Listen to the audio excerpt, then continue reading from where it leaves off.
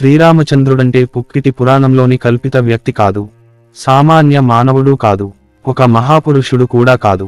అసంఖ్యాకమైన అలౌకిక విశ్వములకు సృష్టికర్త, సంరక్షకుడు, నియామకుడు అయిన పూర్ణపురుషోత్తమ భగవానుడు ఆయన. ఆత్మలకు ఆత్మయైన పరమాత్మగా ఆయన ప్రతి అణువులోనూ, ప్రతి జీవి యొక్క హృదయంలోనూ నెలకొని ఉన్నాడు. భూత, భవిష్యత్, వర్తమానములను సంపూర్ణముగా ఎరిగిన త్రికాలజ్ఞుడు. బలము, యశస్సు, సంపద, జ్ఞానము, సౌందర్యము, వైరాగ్యము అనే 6 దివ్య ఐశ్వర్యములను సంపూర్ణంగా కలిగియున్నవాడు శ్రీరాముడు. సకల కళ్యాణగుణములకు ఆలవాలమైనవాడు. యోగులకు, వైరాగ్యులకు, ముఖ్యంగా భక్తులకు దురవగాహ్యమైన ఆయన లీలలను కీర్తించటంలో ఆనందమును పొందేవారందరి జీవితాలకు అంతిమ గమ్యం ఆయనే. దేవాదిదేవుని మూలస్వరూపమైన కృష్ణుని నుండి విస్తరించినవాడైన శ్రీరామచంద్రుడు ఆధ్యాత్మిక జగత్తులోని తనదైన లోకంలో శాశ్వతంగా నివసిస్తూ ఉంటాడు. అక్కడ తన అర్ధాంగి అయిన సీత, సోదరులైన లక్ష్మణ, భరత, శత్రుఘ్నులు, తన విఖ్యాత సేవకుడైన హనుమంతుడు మరియు తన రూపవిస్తృతులతోనూ పరివార బృందంతోనూ కలిసి ఉంటాడు. బాధా సంతప్తులై అలమటిస్తున్న బద్ధజీవుల పట్ల తనకున్న అవ్యాజమైన కారుణ్యంతో భగవంతుడు అప్పుడప్పుడు ఈ భౌతిక ప్రపంచంలోకి దిగివచ్చి అవతార పురుషునిగా కొనియాడబడుతుంటాడు. ఈ విషయమును భగవానుడు భగవద్గీతలో ఇలా వివరిస్తాడు: యదా యదా హి ధర్మస్య గ్లానిర్భవతి భారత అభ్యుత్థానమధర్మస్య తదాత్మానం సృజామ్యహం పరిత్రాణాయ సాధూనాం వినాశాయ చ దుష్కృతాం ధర్మ సంస్థాపనార్థాయ సంభవామి యుగే యుగే. ఎప్పుడెప్పుడు ఎక్కడెక్కడ ధర్మాచరణ తగ్గుముఖం పట్టి అధర్మం తల ఎత్తి బలీయమవుతూ ఉంటుందో అప్పుడు నేను దిగి వస్తుంటాను. సజ్జనులను విముక్తం చేయడానికి, దుర్జనులకు వినాశనం కలిగించడానికి, ధర్మమును తిరిగి నిలబెట్టడానికి యుగయుగంలోను నేను అవతరిస్తూనే ఉంటాను. భగవంతుడు ఈ లోకానికి దిగిరావటమనేది పూర్తిగా ఆయన ఇచ్ఛానుసారమే జరుగుతుంది. బద్ధజీవుల వలె పూర్వకృత కర్మననుసరించి దేహధారణ చేసే అగత్యం ఆయనకు లేదు. కర్మసూత్రముల పరిధిలోకి ఎంత మాత్రం రాకుండా, ఆ సూత్రములకు పూర్తిగా అతీతుడై భగవంతుడు తన శాశ్వత సచ్చిదానంద రూపంలో అవతరించటం జరుగుతుంది. అదేవిధంగా భగవంతుడు శ్రీరామచంద్రునిగా అవతరించినప్పుడు వేరెవరి చేతా చావులేకుండా వరమును పొంది లోకకంటకుడిగా తయారైన రావణాసురుడిని వధించటమనే అద్భుత కృత్యమును చేశాడు.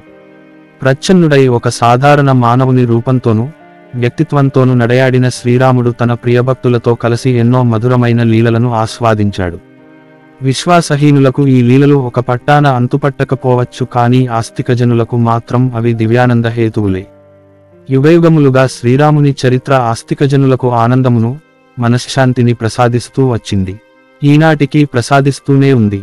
ఇటీవల వరకు భగవంతుడి దివ్యలీలలను గురించి చర్చించుకోవటం భారత ప్రజానీకమునకు ఒక సత్సాంప్రదాయంగా ఉన్నంతకాలం ప్రతి హిందువుకు శ్రీరాముడి లీలలకు సంబంధించిన కథలు కరతలామలకముగా ఉంటుండేవి. భారత భూమిలో విఖ్యాతిగాంచిన పురాణత్రయం రామాయణ, భారత, భాగవతాలు లో బహుశా సులభగ్రాహ్యంగా ఉండటం వలనను, కథాకథనం రమణీయంగా ఉండటం చేతను సాంప్రదాయికముగా రామాయణం అందరి నోళ్లలోనూ నానుతుండేది.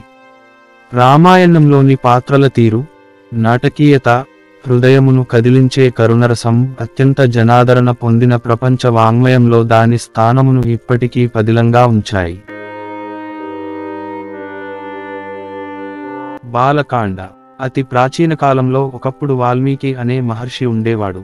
అతడు భగవంతుని దివ్యలీలల గురించి చర్చించటంలో ఆనందపరవశుడవుతుండేవాడు.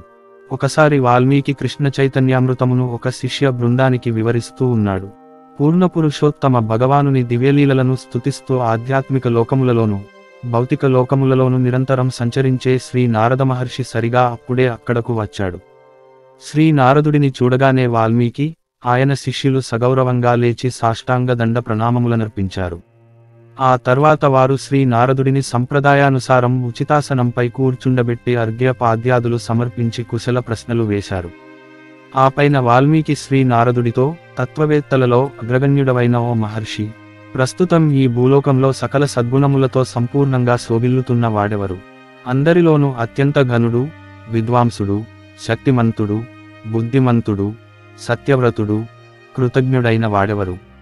నిష్కలంకమైన సౌశీల్యం కలిగి ఉండి సకల జీవకోటి యొక్క సంక్షేమం కోసం యథార్థంగా పాటుపడుతున్న వాడెవరు? తనకు సాటిలేనివాడు, ప్రజ్ఞానిధి, అత్యంత సౌందర్యమయ రూపంతో విరాజిల్లేవాడు, క్రోధానికి గాని అసూయకుగాని ఎన్నడూ లోబడని వాడు. ఆగ్రహించినప్పుడు దేవతలకు సైతం వెన్నులో వణుకు పుట్టించగలవాడెవరు? ముల్లోకములలో ఎవరికైనా సరే రక్షణ కల్పించగల పరాక్రమశాలి ఎవరు? లక్ష్మీదేవి చేత సకల ఆశీస్సులను పొందినవాడెవరు? ఓ మహర్షి, నా ప్రశ్నలకు సవివరంగా బదులు చెప్పండి అని ప్రశ్నించాడు. ముల్లోకముల విషయ పరిజ్ఞానం గల నారద మహర్షి ఇలా జవాబిచ్చాడు. ఓ ఋషివరేణ్య, ఇక్ష్వాకు రాజవంశంలో దశరథ మహారాజు తనయునిగా ఆవిర్భవించిన రాముడనే రాజపుంగవుడు కలడు. అతడు సకల దివ్యలక్షణ సంశోభితుడు, సకల ఐశ్వర్యములతో కూడుకొన్నవాడు, తన ఇంద్రియములపై సంపూర్ణమైన నిగ్రహం కలవాడు, అపరిమితమైన శక్తులకు అధిపతి అయినవాడు. రాముడు ఆజానుబాహుడు, ఆయన కంఠంపై 3 మంగళ రేఖలున్నాయి.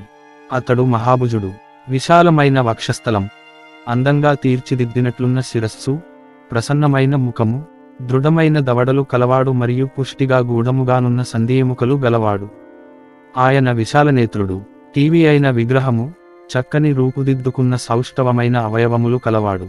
ఆయన దేహము సుఖవర్ణముతో గొప్ప తేజస్సు కలది, లోతు తరచుటకు సాధ్యము కాని మేధస్సు కలవాడు, గంభీరమైన వర్తనము కలవాడు, అద్భుతమైన కంఠస్వరము మరియు వక్తృత్వ శక్తి కలవాడు. శ్రీరాముడు అత్యంత విశుద్ధమైన సౌశీల్యం కలవాడు, సత్యమైన ధర్మమును అనుష్ఠించేవాడు, ఆత్మసాక్షాత్కారములో సంపూర్ణుడు, వర్ణాశ్రమ ధర్మమును సముద్ధరిస్తున్నవాడు. నిజానికి సకల విశ్వమునకు ఆధారం అతడే, సకల శత్రువులను సంహరించేవాడు, తనకు సంపూర్ణ శరణాగతి పొందినవారికి ఏకైక ఆశ్రయం అతడే. శ్రీరాముడు వేదములను క్షుణ్ణంగా ఎరిగినవాడు, అంతేగాక సకలవిధ ఆయుధములను ప్రయోగించటంలోను దిట్టయైనవాడు, పట్టిన పట్టు విడువనివాడు, అసాధారణ ధారణా శక్తిగల మేధావి. నిజానికి అతని పాండిత్యం పరిమితులెరుగనిది. అతడు వివేకవంతుడు, దయార్ద్ర హృదయుడు, యుద్ధరంగంలో మేటివీరుడు.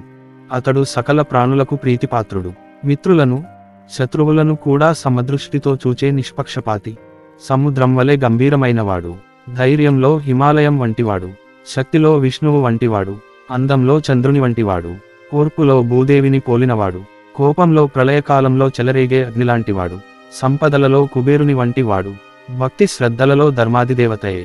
ఆపైన నారదుడు శ్రీరామచంద్రుడి లీలా విశేషములను వాల్మీకి సంక్షిప్తంగా వర్ణించి చెప్పాడు. ఈ శ్రీరాముడే ఈనాడు తన ప్రజలనందరినీ అత్యంత నీతివంతంగాను ఆదర్శవంతంగాను పరిపాలిస్తూ ఉన్నాడంటూ చెప్పి ముగించాడు. శ్రీరాముడి పరిపాలనలో ఏ ఒక్కరూ వ్యాధి లేదా మనోవ్యధ బారినపడలేదని, రామ రాజ్యంలో దొంగల భయంగాని, కరువు కాటకములు గాని, ఆకలి బాధలుగాని లేకుండా అందరూ సుఖసంపదలతో తులతూగుతున్నారని చెప్పాడు. పట్టణములలోను గ్రామములలోను ధాన్యం, పండ్లు, కూరగాయలు, పాల ఉత్పత్తులు సమృద్ధిగా ఉంటాయి. నిజానికి రామరాజ్యంలోని ప్రజలు సత్యయుగంలో వలె పవిత్ర జీవనం గడుపుతూ సుఖసంతోషాలతో జీవిస్తారు. వరదలు, భూకంపములు, కరువుల వంటి ప్రకృతి బీభత్సాలు ఎన్నడూ వాటిల్లవు. స్త్రీలంతా పతివ్రతలుగా ఉంటారు, ఏ స్త్రీకిగాని ఎన్నడూ వైధవ్యం ప్రాప్తించదు. ఇలా శ్రీరామచంద్రుడు ఈ భూమిని 11,000 సంవత్సరములు పాలించిన మీదట తన పరంధామమునకు, వైకుంఠమునకు చేరుకుంటాడు.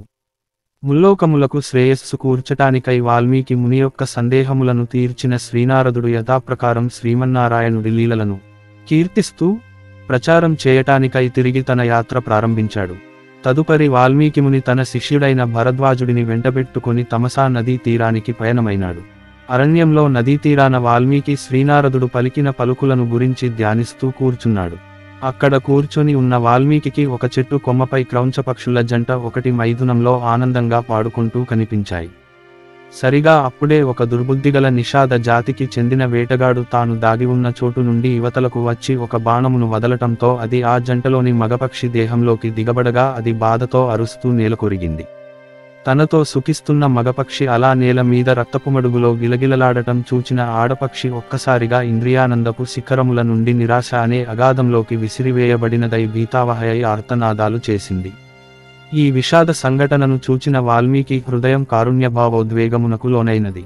నిషాదుని క్రూరచర్యను అత్యంత పాపాత్మకముగా భావించిన వాల్మీకి ఆగ్రహోదగ్రుడైనాడు. మా నిషాద ప్రతిష్టాం త్వమగమ శాశ్వతి స్పమ యత్రొంచ మిథునాదేకమవధి కామమోహితం. ఓరి పక్షులను వధించే నిషాదుడా, తన ఆడపక్షితో క్రీడిస్తున్న ఏ పాపమెరుగని అమాయకమైన మగపక్షిని నిర్దయగా వధించిన పాపమునకుగాను నీవు చిరకాలం మనశ్శాంతిని కోల్పోయి అలమటించదవుగాక అంటూ శపించాడు. అయితే ఈ శాపవచనములను పలికిన వెంటనే వాల్మీకి తాను కోపమును కట్టడి చేసుకోలేకపోయినందుకు సిగ్గుపడి బాధపడ్డాడు. అన్ని జీవులు భౌతికమైన ప్రకృతి యొక్క ప్రభావమునకు లోనై వివసులై వ్యవహరిస్తాయన్న విషయానికి తన వంటి విజ్ఞుడికి నిజానికి తెలియనిదేమీ కాదు. వేటగాడి మీద అలా తాను ప్రతీకార బుద్ధిని ప్రదర్శించినందుకు ఆయన పశ్చాత్తాపపడ్డాడు. అదే సమయంలో తన నోటి నుండి వెలువడిన శాపవచనంలో ఏదో విచిత్రమైన ఛందోగతి ఉన్నందుకు వాల్మీకి ఆశ్చర్యచకితుడయ్యాడు. నిజానికి ఆ శాపవచనం తాను శ్రీ నారదునితో సమావేశమైనది మొదలుగా ధ్యానిస్తున్న దాని యొక్క ప్రధాన భావాత్మక వ్యక్తీకరణను సూచించేదిగా ఉంది. దానితో వాల్మీకి తన శిష్యుడైన భరద్వాజుని వైపు తిరిగి, నా శ్లోకంలో నుండి ఒక్కొక్కటి 8 మాత్రలు గల 4 పంక్తులు వెలువడ్డాయి. శ్లోకంలో నుండే ఒక అద్భుతమైన శ్లోకం ఆవిర్భవించింది. ఎందుకంటే కారుణ్యమనేది లేకుంటే యథార్థమైన కావ్యవ్యక్తీకరణ అనేది సంభవించదు అని వ్యాఖ్యానించాడు. తరువాత వాల్మీకి తమసానదిలో స్నానం చేసి భరద్వాజునితో కలిసి తన ఆశ్రమమునకు తిరిగి వచ్చాడు. నిషాదుడిని శపిస్తూ తాను పలికిన శ్లోకమును మననం చేసుకుంటూ ఉండగా అకస్మాత్తుగా బ్రహ్మదేవుడు విశ్వాంతరాళంలోని అత్యున్నతమైన తన లోకం నుండి దిగి రావడం వాల్మీకి గమనించాడు. సంభ్రమాశ్చర్యములతో కూడిన ఆనందంతో అతడు విశ్వంలోని ఆ అగ్రజన్ముడైన బ్రహ్మను స్వాగతించడానికై లేచి నిలబడ్డాడు. అలా తన ముందు ప్రత్యక్షమైన బ్రహ్మదేవుడికి వాల్మీకి సాష్టాంగ నమస్కారం చేసి ఆయనను విశేష శ్రద్ధాభక్తులతో పూజించాడు. అంతటా అందరి హృదయగత భావములను ఎరిగినవాడు విశ్వపితామహుడైన బ్రహ్మదేవుడు ఆయనతో, ఋషివరేణ్య, నిషాదుడైన వేటగాడిని అనవసరంగా శపించాననుకుంటూ మదనపడటం ఆపు. నిజానికి కోపంతో పలికినట్లు అనిపించిన ఆ మాటలు నా పలుకులే. నీవు సాధించవలసి ఉన్న ఒక మహాకార్యమునకు నీకు ప్రేరణ ఇవ్వడానికి నీ నోటి ద్వారా ఆ మాటలు పలుకబడ్డాయి. ఈ జగత్తు యొక్క పరమ కళ్యాణం కోసం ఉద్దేశించిన గొప్ప దివ్యలీలలతో కూడిన శ్రీరామచంద్రుని జీవన చరిత్ర కావ్యమును నీవు రచించవలసిన సమయం ఇప్పుడు ఆసన్నమైనది. ప్రియమైన వాల్మీకి, ఈ విషయమై నీవు ఆందోళన పడవలసిన కారణమేదీ లేదు. ఎందుకంటే నీకు తెలియని విషయములన్నీ నా ఆశీర్వాద బలంతో నీ హృదయంలో స్పష్టంగా వెల్లడవుతాయి. అలా నా అనుగ్రహంతో రామాయణమును నీవు దోషరహితంగా వర్ణించగలుగుతావు అని చెప్పాడు. వాల్మీకి ఈ ఆశీస్సును ప్రసాదించిన బ్రహ్మదేవుడు తనను చూస్తున్న వారందరికీ ఆశ్చర్యమును కలిగిస్తూ హంసవాహనంపై తన లోకమునకు తిరిగి వెళ్ళాడు. అంతటా వాల్మీకి బ్రహ్మ సూచించిన విధంగా శ్రీరామచంద్రుని లీలలను తెలుసుకునేందుకై ధ్యానంలో కూర్చున్నాడు.